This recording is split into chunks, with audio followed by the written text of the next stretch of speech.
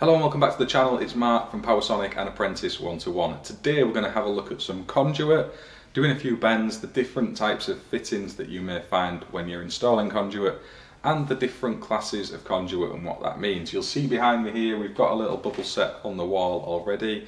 This has got about 1 mil spacing between the two types of conduit here as they cross, which was as close as I could get it, and I'll demonstrate in the video how I did that.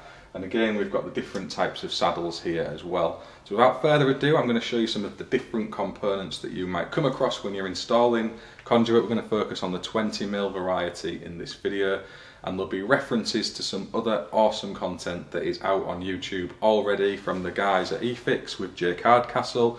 There is an amazing conduit series that they've put out, and more recently again with Rick doing some shorts, setting conduit and doing bits and pieces which are absolutely fantastic.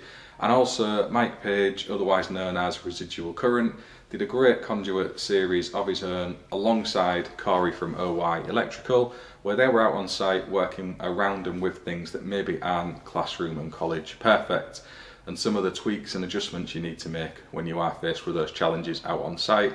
So I'll get straight to it. We'll run through the different components of what is involved with a conduit system, and then I'll show you how I went about doing some of these sets, both my way, a more modern way, and perhaps what some might term an old school way. Let's get on with it. Okay, so first up is to talk about some of the different types of conduit. This particular piece I've got here is class 4, which means it's hot dipped galvanised. So this is more resistant to weather. Basically, it's had a galvanised coating applied to it, and you could use it in places where it might encounter moisture. The pre-galvanised stuff here behind me on the wall is class 3. Now that stuff doesn't have any galvanised finish on it, and you'd really only be wanting to be using that in an indoor environment where it's most likely to stay dry. If you are using this stuff, you do need to remember when you cut it, so every cut you make, you put some of the spray on to seal those ends up, because they're weak points within the conduit then, where you could have moisture ingress to then start corrosion. And if you're in the harshest of environments, and I don't have any here today, there is the stainless steel option, and that is a much tougher thing to bend and form, but the principles are the same. It just takes longer to thread, cut and bend. Basically, it is a real pig, so unless you absolutely have to, stainless steel is very much one to avoid. However, when you do use it, it looks like absolute business when it is on the wall. Just allow a lot more time for getting it there. So that's the different types of conduit. Let's have a look at some of the fittings. So first up is some of the boxes that you can fasten into your conduit system. So these are a running box, so you take cables in one side and essentially out the other, or an accessory of some sort. I'll show you that in a second. And this would be an end box if you're running to end of line and you want to put a dome connection in or a light fitting or whatever off it, or if it's just to end the containment route, you put a cap over the end and away you go. You can get these in varieties where there's 4 entry points, so a bit of a crossroads perhaps. And again, they have the covers, so you get your little gasket inside there, your steel plate on the top, and you can cover those away. And they all have the little earth lugs inside, so if you've got any cables and junctions within, you can earth the box down, and it's good practice to pop a few of those in along the route as well to help you maintain the earthing of your containment, especially if you're running singles within. And that's what you should always really be using with these singles, rather than drawing through flexes and twin and Fs. But we know how it goes sometimes on site.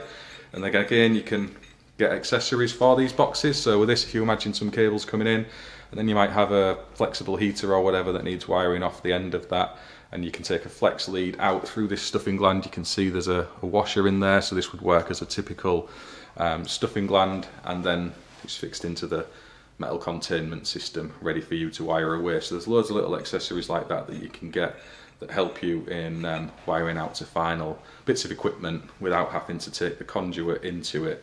You know, sometimes if you've got a floodlight, for example, and it just won't fit onto the conduit for you to have it wired direct, or a heater or a fan or whatever it may be, you can use one of these to use a flexible cord to wire out from the conduit. So these are fantastic if you were going into the top of a metal clad accessory.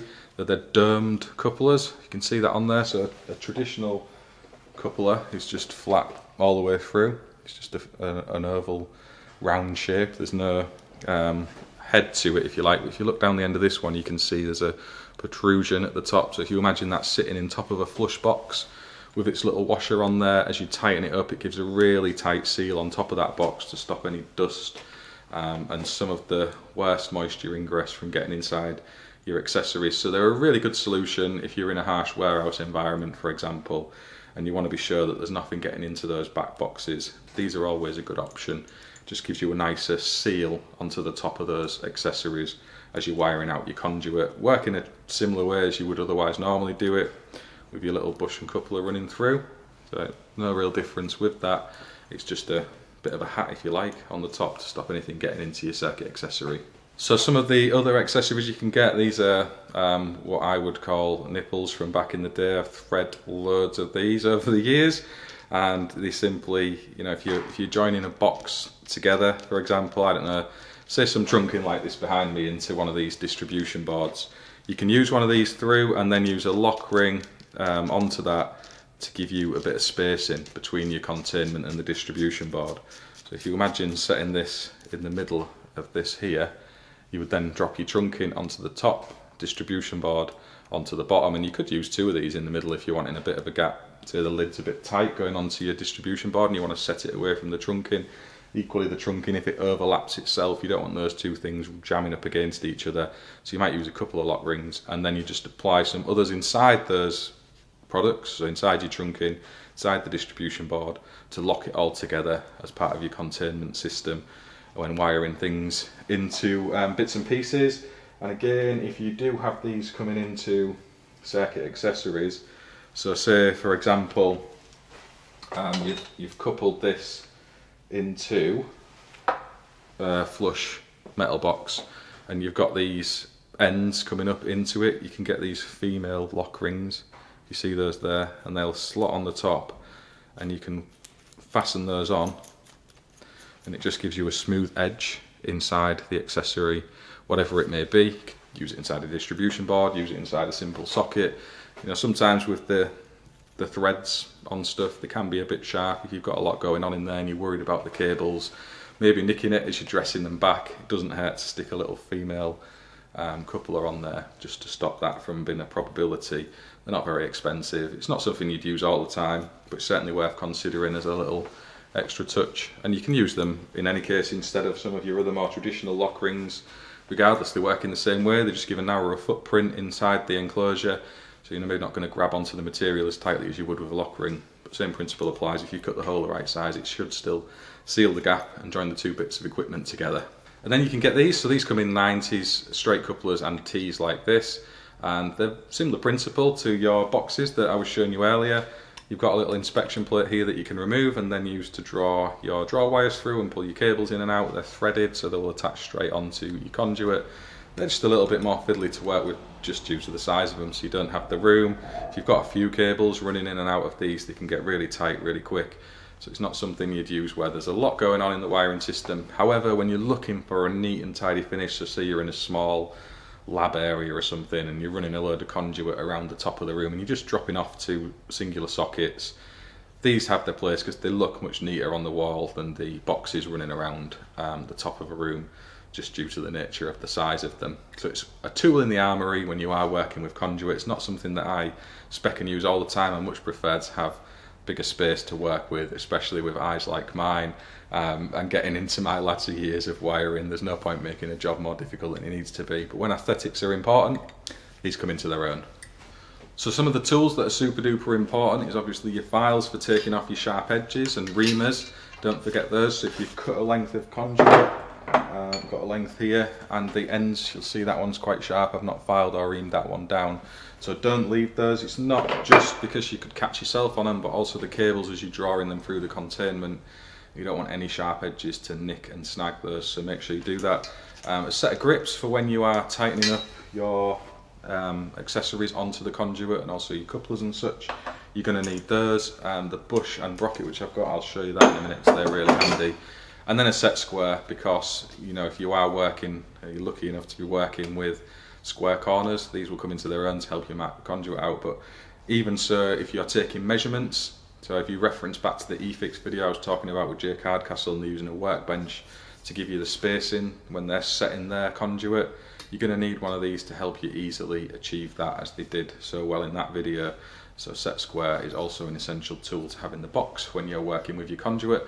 And clearly the thing I've not demonstrated in this video is the threading tool. I've showed that already in an earlier conduit video on my channel. There is loads of content out there already from Gary at GSH, the eFix team more widely, and people of the sorts of Mike Page and Corey, etc. on YouTube, and I didn't see the point of doing another one just threading a bit of conduit. If you want to go and see that, I'll link the video earlier on in my channel for you to go off and have a look at it.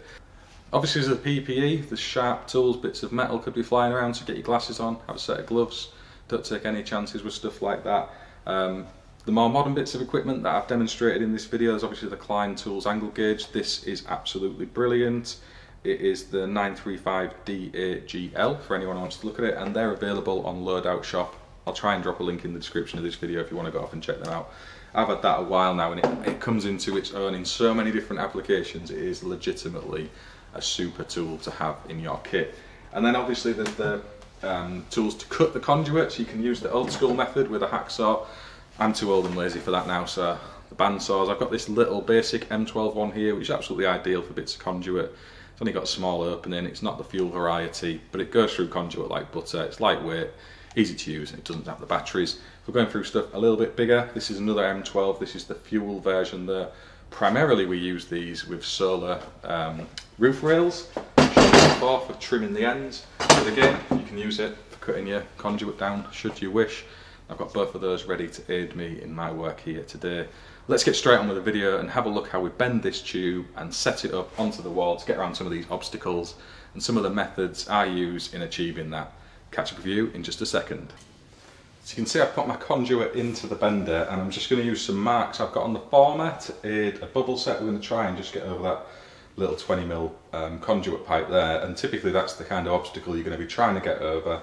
So if you use marks on your former and understand a little bit about how your particular bender works and sets those for you in the best way, you can do that without having to go backwards and forwards to measuring tables, and that's going to come in really handy when you're trying to save a bit of time on site when your boss wants stuff done or you need to be on to the next part of the job and you're not running backwards and forwards making measurements, double and triple checking stuff. So with this one I've got this bottom mark on the former. When we're setting the middle bend of our bubble set, we need to use that bottom mark, so I'm going to bend until this lines up with that mark on the former.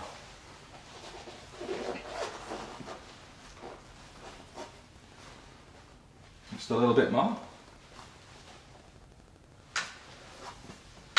So we can see we've got that in there now. I'm just going to rotate the tube around, and this is where the hard part of your bubble sets comes in, because it's keeping your tube square in the bender. If you go slightly off centre, then things start to go wrong very quickly. But if we get that so we're happy with that, line it up as best you can. I use the handle in the centre of the bender and just try and eye it through, and then we're going to use this top mark to put a bend back on this outer leg, with the back of the bend hitting into the clamp here, so we know we've got an even space when we flip it around and do the same in the other direction. So I've just given that a wobble and knocked it out of square, so we'll re-straighten that. It looks to be right. I'm just going to put a little bend in. A touch more. I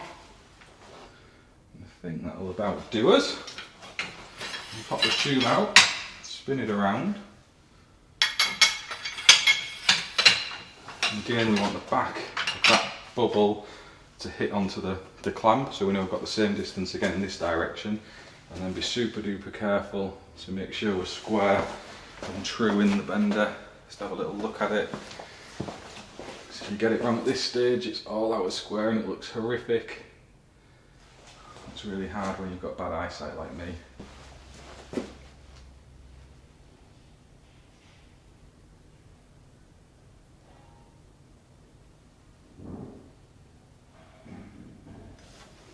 So when you're happy you've got that square and true in the bender, you can then put your opposite bend on this side and bring that back to a flat 180 bubble. And again, using that top line. I think we're about there with that. We'll go and have a look how it sits on the wall. May need a bit more in or out. So that's pretty close, I'm quite happy with that. If it needed a bit of tweaking, you would notice either side of the tube, if it's not running parallel to the wall, you need to take a bit in or out of either side of your bends, or if they're both a little bit out, you can put a bit more or less into the top bend, and you do that using the clamp on the former, sorry, on the bender. So if you was to lock that in and say you want to put a bit more bend in this last bend here, you'd wedge it in so it's nice and tight in there and just give it a little rock by hand. And again, just do that on the side you're working on. Don't start putting a few bends through, for example, if you wanted to take some out of this middle bend, because when you're rocking on the end you're affecting this one and that one, and you just move things all over the place through the whole length of conduit. So just work on the one little segment that you're actually trying to correct out of the bender at a time. Just use the clamp, it should be minor adjustments, and then you'll get that about right. But I'll bring you in a bit closer so you can see, let's show you the bend on camera. So you can see it's quite even, the centre point, we've got even legs up each side, and the bends back are looking nice and square as well. And that's just from using, as I showed, the clamp on the bender to set the distance of all of these parts, just to give a nice loop over a bit of basic 20mm conduit. Now that always won't work depending on what obstacle you're trying to get around. If it's something a bit bigger, for example, in essence you put a steeper bend in for your centre bend, and then obviously you take more out each side. So we'll do a bigger bend on the next one, and we'll use some of the modern methods to help you do that a little bit more quickly than perhaps otherwise was achievable when you'd be using a table and such to get that result, as I mentioned at the start of this video. So you can see if I lay that flat into these saddles, just to give you an idea of it being down, if you like. So this is with the 2 bits conduit touching in the middle, and you can see what I mean about the even legs each side. If we rotate that up into its finished position and hold it at this side, see there's nice clearance there. We've got maybe 7 or 8mm between the 2 pieces of conduit, so there's a little bit of room there. You don't want them too tight so they're rubbing on each other. It could have been a bit closer, but I'm happy with that. I think that's a good result. And if you was to clamp that along now, we're running parallel to the wall surface with each leg that's leading away from your bubble, and we're nicely in position. And that was just using the former and the clamp on the bender to set these distances. So as long as you use the same reference point on the bender, you can't really go wrong in getting this set just nice. So I'll bring you in a bit closer to show you what I mean with the settings of the distances. If we bring our tube through the former and under the clamp, so I'm just going to look for kind of the midpoint of this length of conduit, it's roughly about here, and put a nice bend in to these marks on my former, so we've got that nice original set, and then we'll work it again and I'll show you what I did closer up. So I'm going to put a nice bend in there at the middle point. See, I'm on my lines on the former, so I'm happy with that. If I now spin this around, and we're getting the back of this clamp onto the back of the bend, that's the important part in terms of setting an equal distance with your bubble.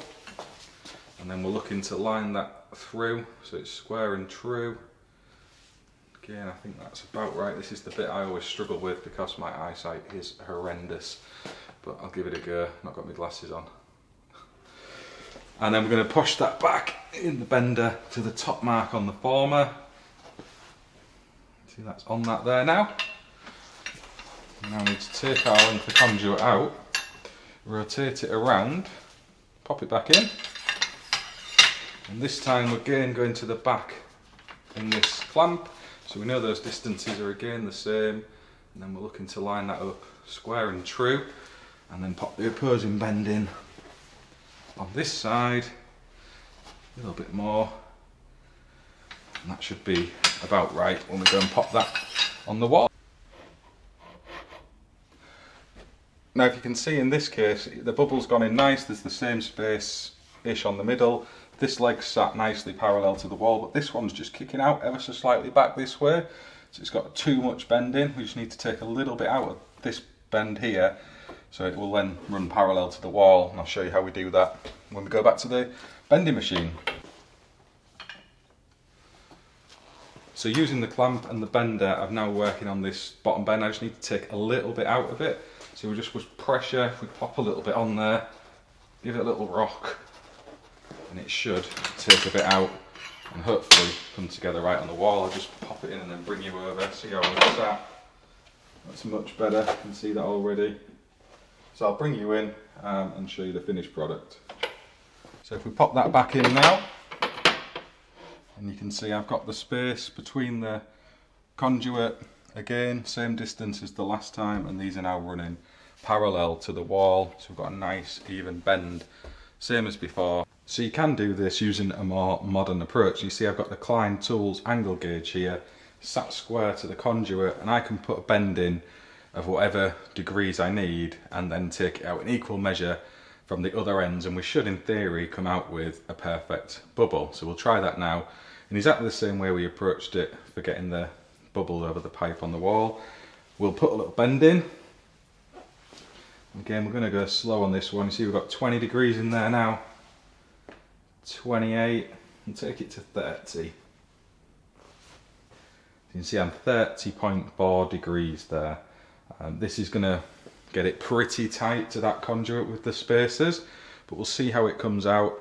I may end up needing a bit more of a bend. You can see there it's relaxed itself back out of it, so I'm just going to pop a touch more in. You see we're 30.9, it will bring itself back, you can see it doing it. So bear in mind that once you've set a bend on your conduit, it does kind of relax and move itself out and in for a few seconds afterwards. So we've got that now, we've got roughly 30 degrees. We can rotate this around again. So if we use the clamp to give us our distance, same as before, just pop that on there, I'll have to zero it again in a minute, otherwise everything will be wrong. Just get that square in the bender. Well, this could be fun. I think I've managed to pick up a bent piece of conduit already, but we'll see how it comes out. I want to zero that off.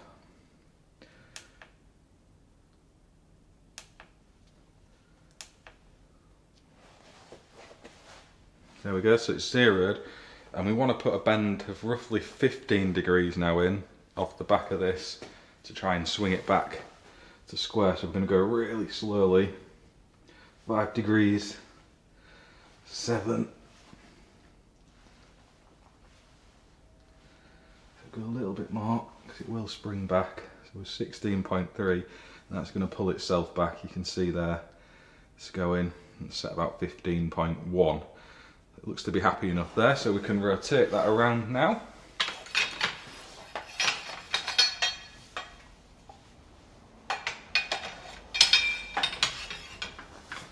And again, we get it to the back of the clamp, make sure it's sat in there correctly. We've got it square, as square as I can get it in the bender. I think, like I said, I picked a bent piece of conduit up, so this might not work. We'll zero it again. It'll flash away and it should zero down. We'll give it a second. There we go. I think we're square enough. And then again, we're just going to put that 15 degrees bend in.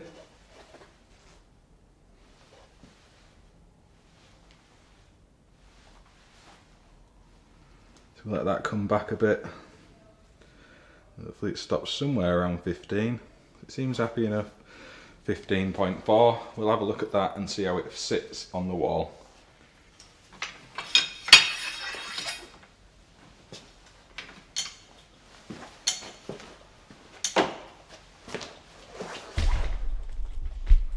Just so you can see I'm not cheating.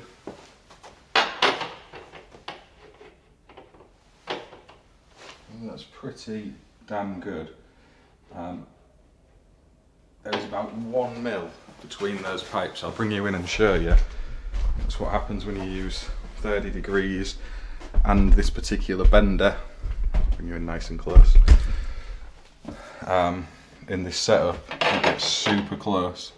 So you can see that's touching on it and pushing that leg out of that saddle over there. We'll bring it back to the middle. There is probably enough of a gap to get a sheet of paper in there, and it is absolutely parallel and square to the wall. So you can do these bends by using an angle gauge. If you put a bend in on the middle, then you need to take out that angle on your other 2 bends. So if you split the difference, bend them back straight. You know, you could have gone for 40 degrees on this one if you wished. You'd then pull 20 out of each side. You just end up with a steeper bend. And equally, if you're wanting these to be longer, you just mark to the back of your bend at a different length. So at the minute you can see they're quite short. I am just using the length of the clamp on my bender to keep these as tight and short as possible. So you can see that's quite a tight set, and really that's what you want when you're working around a small obstacle on the wall. You don't want to create a big bubble sticking out, getting in the way, things banging into it or whatever, but equally you don't want to be squashing other bits of containment so they can never be removed or worked on, you do need a bit of a gap. This is tighter than I'd probably go out in the real world, but it's just to demonstrate how close you can get by using 30 degrees and the space on the bender I've got over there. If you was to put 40 degrees in here, obviously you would take 20 out of each side of this bend when you pull it back, and you'd end up with a steeper bubble, but still with these short lengths that are just set off the clamp on the bending machine.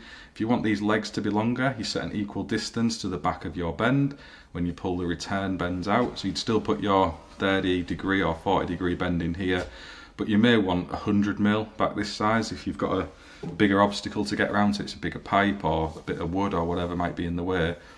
You would have these legs longer and then kick them back at the other side. And then when you're going around even larger obstacles, you might not be able to do it in one smooth bubble like this. So say a steel girder, you'd have a straight piece in the middle here and some different bends either side. So if you had a few of these going over the same obstacle in the same place, I wouldn't recommend the approach I've just demonstrated there, using the clamp and the distances on the bender to set your bubble. You'd want to measure, because if you've got 3 or 4 of these next to each other, it is going to be really obvious. Even the smallest little differences are going to draw somebody's eye to them. So you want to get your tape measure out in that case, measure to the back of your bends in each direction and set them the same with the same angle. That's where your angle gauge comes in. It's easy to try and think you're meeting the same marks on your former every time, but with the best will in the world, it's just not realistic to do that consistently unless you are bending this stuff day in, day out, 9 to 5. I don't do that anymore, so I very much am using the former and my quick methods when I'm just getting around a single little obstacle like this. It works an absolute treat, puts a lovely bend and set in, and you're on your way to the next job rapidly. But when you've got a few of these all together, say coming up to a consumer unit or distribution board, and they're all going over the same obstacle in the same place, you're going to want them to match up as best as possible. So that's where you get your tape measure out and take a little bit more time to get that nicer, more aesthetic look, so everything matches up and blends in. And as I said at the start of this video, there's some cracking conduit on Conduit from the guys at eFix, so I'll link in the description over to their channel. They did a great Conduit series with Jake Hardcastle. There's loads of tips on doing your 90s, working between 2 points for set distances, threading and such. And equally out on site, Mike Page, aka Residual Current, did a really good video with Corey, OY Electrical, where they were out on site working around stuff that maybe wasn't college and textbook perfect, where your corners aren't truly 90 degrees square, your walls aren't totally flat, and you're working more with feel than what the calculations and measurements might tell you, if that makes sense. And the same when you're putting little sets in. So as I showed earlier on in this video with these 2 different types of saddles here, where the spacers line up perfectly with the back of a metal clad box. These flush saddles don't, and you have to put a little kick in, and there's really no measurement for that in terms of what sort of set you'd use. It is just a nudge of the arm in one direction and a nudge of the arm back in the other direction, and it goes in perfect to those knockouts. So it's just experience and practice that gets you that. It's not something that you can really measure and take into account, and Mike demonstrated that beautifully on his video. So there'll be links in the description to all of those things. If you want to go off and check them out, please do so. So we're going to have a go at setting an angle now, just to do a little standoff for when you're using a metal clad box and the flush spacers. So you will have to put a little kick in one direction and then return it back in the other, just to bring it out from the wall ever so slightly. And as I said in the video earlier on, Mike demonstrated this beautifully. It is just using the weight of your arm just to put the tiniest little drop in one direction, take it through the bender. Again, it's not super duper critical what length you use for this. You can bring it as close or as far away from the box as you wish. I'm going to try and get this a reasonably short length. So we'll use the clamp again to try and feel for the back of that bend. I think it's about there, and then we're going to try and set it so it's square. It's difficult when you're only putting a little nudge in. We'll give it a little nudge again and just eye it in along the bender. So we're looking for those to be sort of parallel to each other, and I can see it's pretty close. I think if anything we need to take a little bit more out of that top bend, but we'll see how it looks on the wall.